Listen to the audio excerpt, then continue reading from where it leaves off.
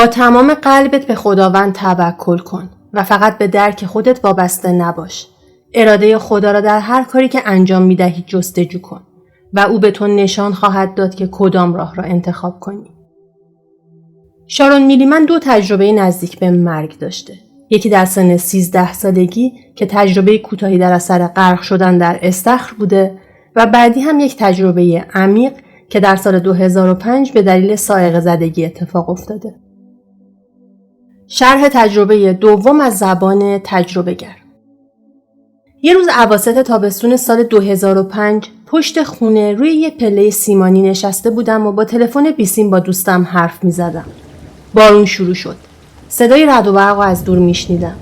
تقریباً 5 دقیقه بعد از شروع بارون صدای غرش شدیدی اومد و بلافاصله یک صاعقه به سمت راست بدنم اصابت کرد. درد خیلی شدید و استخوان‌سوزی تو بدنم پخش شد و افتادم. صاعقه باعث از کار افتادن ترانس برقی که جلوی خونه ما بود هم شد و تمام محله 4 ساعت تمام برق نداشت. یادمه که هم شوکه بودم و هم احساس عجیبی داشتم. درد سینه و بازوهام واقعا غیر قابل تحمل بود و همین لحظه بود که احساس کردم روحم داره اوج میگیره و از بدنم خارج شدم. توی هوا شناور بودم و از بالای خونه به اطراف نگاه میکردم. همه چیز به نظرم عجیب میومد و هیچ چیزی به نظر درست نبود. همه چی حتی هوا یک حاله زرد رنگی اطرافش داشت. متوجه شدم که مبلمان خونه من نیست و پرده ها هم پرده من نیستن. با خودم فکر میکردم شوهرم کجاست؟ بچه هم کجان؟ با اینکه برق نبود ولی صدای شبیه به یک برنامه رادیویی قدیمی رو میشنیدم. اینجا دیگه به صورت شناور نبودم و اتاق به اتاق میرفتم و دنبال منبع این صدا میگشتم. ولی پیداش نکردم. به نظرم میومد که زمان متوقف شده و همه حرکت ها کند شدن. بعد به یک محیط کاملا متفاوت منتقل شدم. بین ابرهای صورتی و طلایی بودم که خیلی زیبا و پفدار بودن. احساس پرقدرت و عمیقی از آرامش و عشق کامل می کردم. انگار همه منافذ بدنم باز شده بود و همه این عشق و آرامش رو جذب می کردم. من درون این عشق زیبای عمیق آسوده بودم و احساس کامل بودن و به طور کامل مورد قبول بودن داشتم. البته هنوز هیچ ایده‌ای نداشتم که چی شده. در این ابرها به طور افقی حرکت می‌کردم. یعنی حس نمی‌کردم که به سمت بالا یا پایین میرم.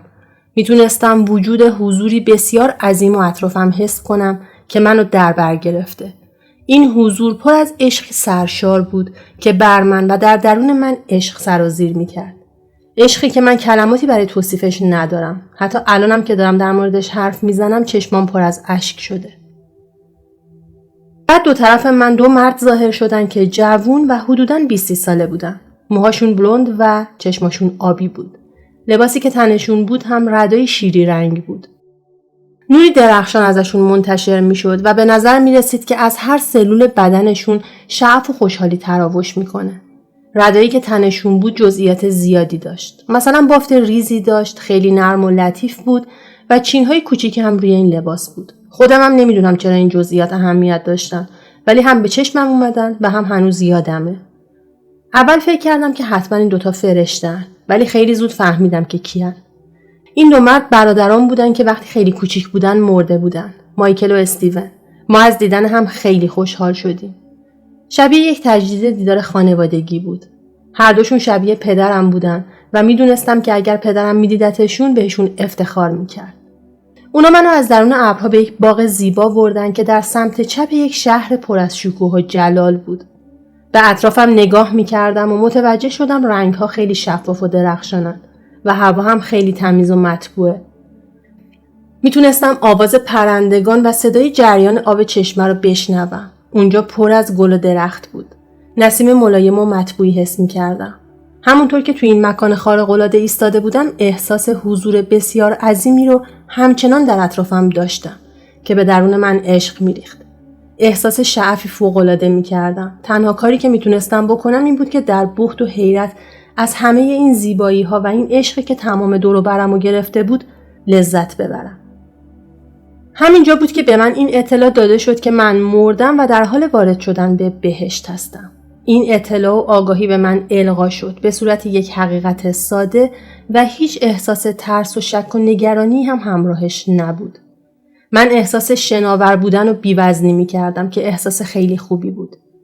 به تدریج افرادی برای حمایت و کمک به من اطرافم جمع شدن و مرور زندگیم آغاز شد. همه اونچه که گفته یا انجام داده بودم به من نشون داده شد.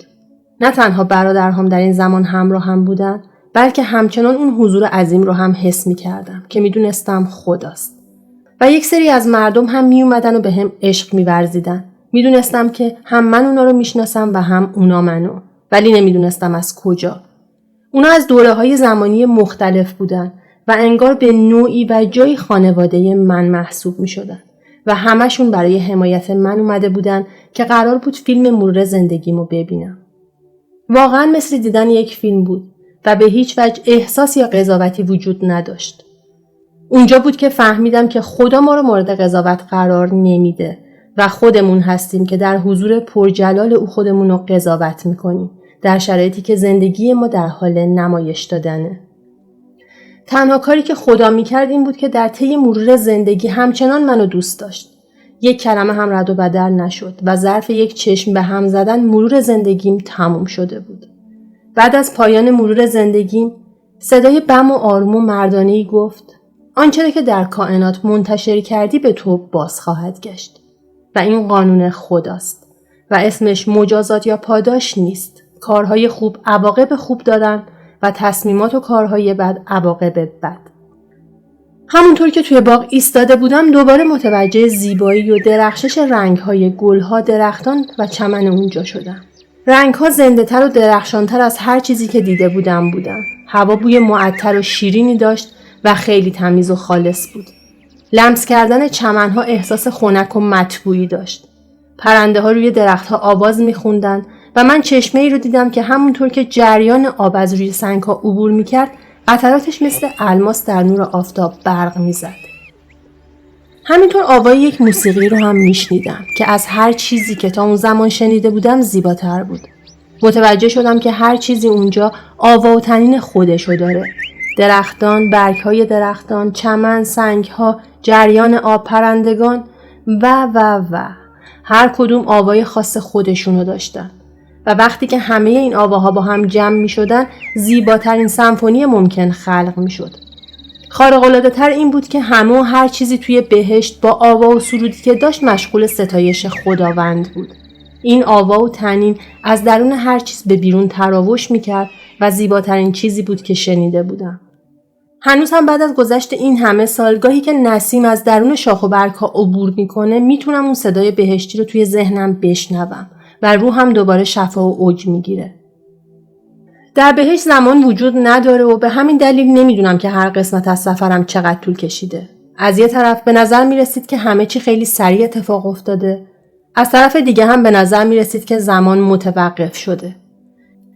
احساس میکردم انگار یک سرم بزرگ از دانش و آگاهی به من وصل شده و حجم عظیمی از اطلاعات و آگاهی به درون من سرازیر میشد قبل از اینکه حتی کلماتی برای پرسیدن سوال مناسب داشته باشم. من بی اندازه احساس شعف و سرافرازی می کردم و علت و معانی همه چیز یکی بعد از دیگری برام جا می افتادن. همه چیز خیلی ساده و منطقی بود. یادمه که در یک زمانی گفتم وای پس تمام قضیه این بود؟ چقدر جالب، خدای تو خارق‌العاده‌ای. این ما هستیم که همه چیز رو انقدر پیچیده می کنیم. همینطور یادمه که به قسمت جلوی بدنم نگاه کردم و دیدم که هنوز هم نوعی بدن روحی دارم که مثل همیشه و شبیه بدن دنیویم به نظر می رسید. حتی همون لباسای همیشگی تنم بود و موهام هم مثل همیشه بلند و تا شانه بود. میتونستم شلوارک جینی که به تن داشتم و پاهام رو ببینم. ولی متوجه شدم که بدنم خیلی سبکتر از بدنم توی دنیاست و حس شناور و معلق بودن داره. و من میدرخشیدم و اینکه متوجه شدم که بدنم و اینکه چطوری به نظر میرسم دیگه برام اهمیتی نداره. میدونم اینو بارها تکرار کردم ولی تنها چیزی که حس میکردم عشق عظیم و مورد قبول بودن کامل بود. من همچنان مثل خودم فکر میکردم و مثل خودم احساس میکردم. هنوزم خودم بودم، فقط بدن فیزیکی نداشتم و این خارق‌العاده بود. مردم همه جا بودن و همه به نظر جوان و سالم می رسیدن و هیچ کس مریض نبود. من خونه ها و مکان های مختلفی رو دیدم. مثلا ساختمون هایی رو دیدم که استخرهای شفا بخش داشتن و این آگاهی رو به هم دادن که افرادی که در این استخرها هستن یا با مرگ‌های سختی از دنیا رفتن یا مرگ‌های سریعی براشون اتفاق افتاده و هنوز نمیدونن مردن. برای همین به همچین مکانهایی آورده میشن و فرشتگان و مربیان و معلمانی موظفم تا اونها رو به محیط جدید عادت بدن. یا خونه هایی بودن که مخصوص ارواحی بودن که در نوزادی یا سنین کودکی از دنیا رفته بودن و در این مکان نگهداری می شدن و رشد روحی پیدا می کردن. جاهایی رو دیدم شبیه کتابخونه های غول پیکر که هزاران هزار کتاب با هر موضوعی که فکرشو بکنید اونجا بود. مدارسی رو دیدم برای رشد معنوی و کلی جاهای مختلف دیگه. بعد از اون مسیح به سمتم اومد. قد بلند و خیلی زیبا بود. موهاش تیره و مجعد و بسیار بلند و تا کمرش بود. پوستش تیره و چشمهاش گرم و به رنگ قهوه‌ای سیال بود. لبخندی به لب داشت که قلبم رو ذوب می‌کرد. به هم گفت دوستم داره و در هر روز زندگیم در کنار من بوده. اون گفت که هرگز منو تنها نذاشته و تا ابد هم تنها نخواهد گذاشت. گفت که نباید ترسی داشته باشم. من فقط به اون خیره شده بودم و زبونم از زیباییش بند اومده بود. بعد به طرف مرز باغ رفتم. جایی شبیه به یک دره باریک پر از درخت. اشعه‌های نور رو می‌دیدم که از بین شاخ و برگ‌های درختان بلند بلوط و کاج میتابید. متوجه یک تنه درخت شدم که در کنار یک چشمه روی زمین افتاده بود و در نقاط مختلف در اطرافش گل‌های کوچیکی سبز شده بودند. به سمت تنه درخت رفتم و روی اون نشستم و به جریان آب چشمه گوش دادم. هوا با صفا و سبک بود و میتونستم صدای آواز پرندگان رو بشنوم. وقتی که سرم رو برگردوندم مردی رو دیدم که در انتهای دیگه درخت و در کنار من نشسته بود. میدونستم که اون خداست. این که اون وجود خدا بوده برداشته تجربه گره. موهاش مجعد و تیره و تاشانه بود، ریش‌های مرتب و کوتاهی داشت و چشمهاش آبی و زیبا و لبخندش پر از خوشحالی بود. یک ردای سفید و کفش صندل پوشیده بود. ما برای مدت طولانی در حالی که روی اون تنه درخت نشسته بودیم با هم حرف زدیم. بعد اون برای مدتی ساکت شد و با لحن ملایمی پرسید: اگه توی جهان تنها من و تو بودیم چه می‌کردی؟ متوجه منظورش نشدم. برای همین جوابی هم ندادم. دوباره سوالش رو تکرار کرد. اگه در جهان تنها من و تو بودیم چه می‌کردی؟ گفتم نمیدونم منظورت چیه. اون با حوصله برام توضیح داد. نه پدر و مادری، نه فرزندی، نه همسری، نه دوستی. فقط من و تو، نه هیچ کس دیگه. احساس دستپاچگی و لیاقت نداشتن کردم و گفتم اگه فقط من و تو بودیم من تو رو با سوالان دیوونه می‌کردم. اون خیلی صبور و مهربون بود و به هم لبخند زد. لبخندش انقدر ملایم و آرامش بخش بود که احساس عدم لیاقت من شروع به محو شدن کرد. اون ایستاد و به هم اشاره کرد همراهش برم و جهان رو به هم نشون داد در حالی که هیچ کس دیگه‌ای توی اون نبود. نه آدمی، نه ساختمونی، نه ماشینی، نه حیوانی، نه درختی. هیچ چیزی جز گازهایی که به رنگ رنگین کمان بودن و در خود میچرخیدن و ستارگان درخشانی که مثل الماس بودن و سیاراتی که به دور اونها میچرخیدن وجود نداشت. و این منظره واقعا زیبا و با عظمت بود. من هیچ وقت درک نکرده بودم که جهان واقعا چقدر پهناوره. به نظر می رسید که ظرف مدت یک لحظه ما دوباره برگشته بودیم و روی تنه همون درخت نشسته بودیم. اون دوباره ازم پرسید اگه توی جهان فقط من و تو بودیم چه می کردی؟ کلمات مناسبی برای پاسخ به سوالش به ذهنم نمی رسید ولی اون منتظر بود. به یک درخت بلوط خیره شده بودم. همه جزئیات تنه درخت و رگ‌های زندگیزا در درون برگ‌های اون و ریشه‌هاش رو زیر زمین می‌دیدم. چیزی که می‌دیدم فقط یک درخت نبود، بلکه تمام اجزای منفرد اون بودن که با هم درخت رو می‌ساختن. می‌دیدم که چطور هر کدوم از این اجزا نقش مهمی در حیات اون درخت بازی می‌کنن و همینطور چقدر اون درخت نقش مهمی رو برای محیط اطرافش بازی می‌کنه. و چطور همه چیزها به هم متصل هستند و هر جزئی به نوبه خودش مهمه و هیچ جزئی بی اهمیت نیست. من برای چند دقیقه محو این منظره بودم و فهمیدم که این نگرش و توجه من دقیقاً همون چیزیه که خدا برنامه‌ریزی کرده و این قسمت بزرگی از چیزیه که خدا میخواد من درک کنم. و بالاخره من جواب دادم. ولی هیچ ایده‌ای ندارم که چرا این جوابو دادم. چون من هرگز در زندگیم قرآن نخونده بودم و هیچ وقت یک قرآن ندیده بودم و هیچ چیزی هم راجع به اسلام نمیدونستم. ولی من گفتم خدایا 100مین نام تو در کتاب قرآن اینه. خدا همه جا هست، خدا هیچ کجاست و خدا در من است. اون گفت بله درسته همینطوره. و about the Quran or Islam or anything. But I said, God, your 100th name is God is everywhere. God, your 100th name in the Quran is God is everywhere, God is nowhere, and God is in me. شارون میگه که من بعداً با یکی از اساتید عرفان اسلامی در مورد تجربم و اینکه 100مین نام خداوند رو در تجربم درک کردم صحبت کردم. و ایشون برای من توضیح دادن که در کتاب قرآن فقط 99 نام خداوند نوشته شده و 100مین نام خداوند در قرآن به صورت رمزی نوشته شده و هر کسی به اون دسترسی نداره.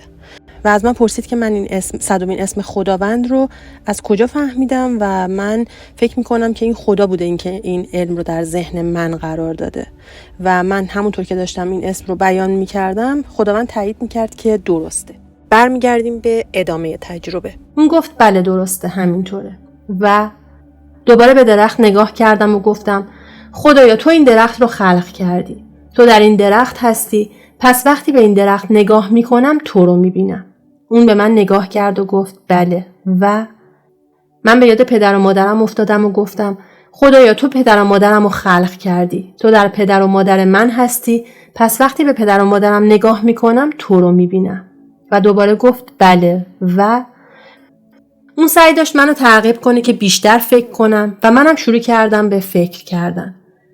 در دنیا آدمایی هستن که در حق دیگران بیرحم هستن. آدمایی هستن که منو آزار دادن و به من آسیب زدن و من خیلی براشون اهمیت قائل نیستم.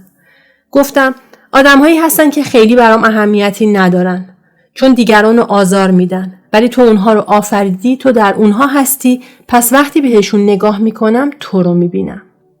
دوباره لبخندی زد و گفت بله درسته. حالا وقتی که توی آینه نگاه میکنی چی میبینی؟ جواب من باید چیزی مثل این می بود. من خودم رو می بینم. شخص خاصی نیستم. تنها من هستم. ولی وقتی به چشمهای زیبای اون نگاه کردم تمام اون احساسات محو شدن و از بین رفتن. چون عشق عمیقش رو به خودم می دیدم. پس گفتم خدایا تو منو آفریدی. تو در من هستی. پس وقتی که توی آینه نگاه می کنم تو رو می بینم. اون گفت بله درسته. و کاملا خوشحال و راضی به نظر می رسید. میتونستم شعف و عشق عمیق اونو که منو احاطه کرده بود حس کنم. من به طور کامل در عشقش غرق شده بودم و این برای من خیلی بزرگ بود. عظمت این الهامات و مکاشفات رو حس میکردم. میتونستم زیبایی خدا رو خیلی راحت در همه چیزهای اطرافم ببینم. ولی دیدن زیبایی خدا در خودم به این راحتی ها نبود. حتی امروزم هنوز باید به خودم یادآوری کنم که من منحصر به فرد و زیبا هستم. تک تک ما برای خدا منحصر به فردیم. اون ما رو خلق کرده و درون تک تک ما وجود داره و هیچ وقت مرتکب اشتباه نمیشه و هیچ وقت چیز بی‌ارزشی خلق نمیکنه. برای اون همه ما مهم هستیم و همینطور هممون زیبا هستیم. اون به همه ما با عشق کامل نگاه میکنه. ما موجوداتی به ظاهر ناکامل هستیم که مورد عشق و پذیرش کامل خداییم. چیزی که باید یاد می‌گرفتم این بود که زیبایی حقیقی از درون روح میاد و هیچ وقت کمرنگ نمیشه و ابدیه، ولی زیبایی بیرونی با گذشت زمان از بین میره. باید یاد می‌گرفتم که ارزش من به عنوان یک انسان وابسته به این نیست که دیگران راجع به من چطوری فکر میکنن یا اینکه از من خوشحال و راضی هستن یا نه. باید یاد می‌گرفتم که خوشحالی از خارج از من نمیاد. خوشحالی واقعی از درون قلب خود من منشأ میشه. من برای خدا من هستم. فقط همین. فقط من. از دید اون من همونطوری که هستم یک موجود کاملم. ارزش من به اینه که کسی هستم که خدا آفریده. نیازی نیست که دیگران رو خوشحال و راضی کنم. و چیزی که خدا میخواست بدونم این بود که همیشه از دست من خوشحال و راضیه. و چیزی که من باید انجام بدم اینه که با خودم خوشحال و راضی باشم و شعف و خوشحالی رو در زندگی ببینم و پیدا کنم. باید نگرانی راجع به این که دیگران چطوری راجع به من فکر میکنن و کنار بذارم. گفتگوی ما تموم شد و ما شروع به قدم زدن تو جنگل کردیم و در راه 2 بانوی زیبا با لباسهای زیبا رو ملاقات کردیم که منو به سمت یک دریاچه آرام و صاف در انتهای یک قسمت پردرخت هدایت کردند. میدونستم که این 2 زن فرشته هستن و شروع کردن به من چیزی رو نشون بدن که میتونم بگم تصاویر متحرکی از اتفاقات آینده زمین بود. یکی از این اتفاقات حادثه 11 سپتامبر بود که البته حادثه 11 سپتامبر سال 2001 اتفاق افتاده و تجربه خانم شارون سال 2005. نمیدونم چرا این رو به عنوان پیشگویی توی تجربهشون دیدن. اتفاق دیگه سقوط اقتصادی بانک‌ها و بازار بورس در سال 2007 بود. به من نشون دادن که در آینده دوباره از سکه‌های طلا و نقره برای داد و ستد استفاده می‌کنیم. به من گفتن که زمانی خواهد رسید که دوباره ما برای تجارت به سیستم مبادله کالا برمیگردیم. به من بلایای طبیعی زیادی رو نشون دادن، مثل زلزله، آتشفشان، گردباد، طوفان شدید و 6 موج آب بسیار عظیم که سرزمین‌هایی رو زیر آب خواهند برد. یکی از این موج‌های عظیم رو در ژاپن، یکی توی اندونزی و یکی رو هم در شیلی دیدم. زنی رو توی کانادا دیدم که به همراه پسر کوچیکش توی اتومبیل در حال رانندگی بود که به خاطر سیل از جاده منحرف شد و ماشینش زیر آب رفت.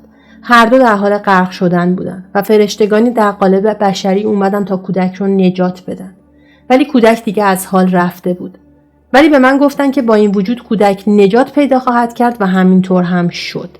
و اون زن در ادامه زندگیش راجع به مقولات معنوی ویدیوهایی ساخت و منتشر کرد. اونا به هم نشون دادن که چطور دولت‌ها و دولتمردان صلح و آرامش رو روی زمین از بین بردن و تا چه حد فاسد هستن.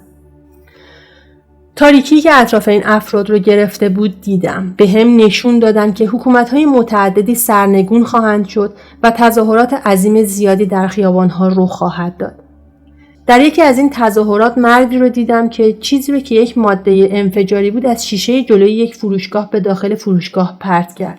صدای شلیک گلوله به گوش می رسید. فرشتگان فضاهای کوچیکی رو روی زمین که هنوز در اونها نور بود رو نشونم دادن که پناهگاه امن نام داشتن و این پناهگاه ها بیشتر در مناطق کوهستانی بودن. به هم نشون دادن که چطور با دیدن ابرهای سیاه معنوی در اطراف زمین ها و اراضی میتونم جاهایی که این پناهگاه ها هستند رو پیدا کنم. آخرین چیزی که به هم نشون دادن یک نوار نقره‌ای رنگ بود که آمریکا رو به 2 قسمت تقسیم کرده بود و به هم این آگاهی داده شد که این نوار نقره‌ای رنگ یک رودخونه است و حدس میزنم که این رودخونه باید میسیسیپی باشه. ولی توضیح دیگه‌ای در این مورد ندادن به جز اینکه گفتن این نوار بزرگتر خواهد شد. واقعیت اینه که تا امروز هر وقت یکی از این اتفاقات رخ میده منم مثل بقیه غافلگیر میشم و بعد از رخ دادن اتفاق هست که متوجه میشم که این همون صحنه‌ای بوده که فرشتگان بهم نشون داده بودن. کلا نمیدونم چرا اون صحنه ها رو بهم نشون دادن و چه کاری قراره با این اطلاعات انجام بدن. بعد از این تجربه به مدت حدود 6 ماه در حالت خلسه و اتحاد با خدا بودم و الان هم نسبت به سابق ایمان قوی تری دارم. کلا من مذهبی نیستم ولی ارتباط خیلی عمیق تری با خدا پیدا کردم. گاهی میتونم ارواح رو ببینم یا وجودشون رو حس کنم. خیلی از ارتباطات من تغییر پیدا کردن. مثلا من جدا شدم و دوباره ازدواج کردم. اوایل بعد از تجربه‌ام نمیتونستم برم فروشگاه یا کلیسا یا مکانهای شلوغ چون انرژی مردم رو حس میکردم. نور شدید، موزیک بلند یا رنگ‌های تیره بهم احساس مریضی میدن. به نظر میرسه که من صاعقه رو جذب میکنم و تا حالا 4 بار صاعقه بهم اصابت کرده. گاهی نور لامپ‌ها در جایی که من هستم کم و زیاد میشه و سوسو میزنه و ارتباطات تلفنی من ناگهان قطع میشن. بلافاصله بعد از تجربه من انقدر انرژی داشتم که تقریبا 11 روز نخوابیدم. من همیشه همه کس و همه چیز رو دوست داشتم و هنوز هم دارم. ولی الان کمی محتاط‌تر شدم. چون از تجربه‌ام این آگاهی رو دریافت کردم که آنچه که تو به سوی جهان هستی میفرستی به خود تو باز پس فرستاده خواهد شد.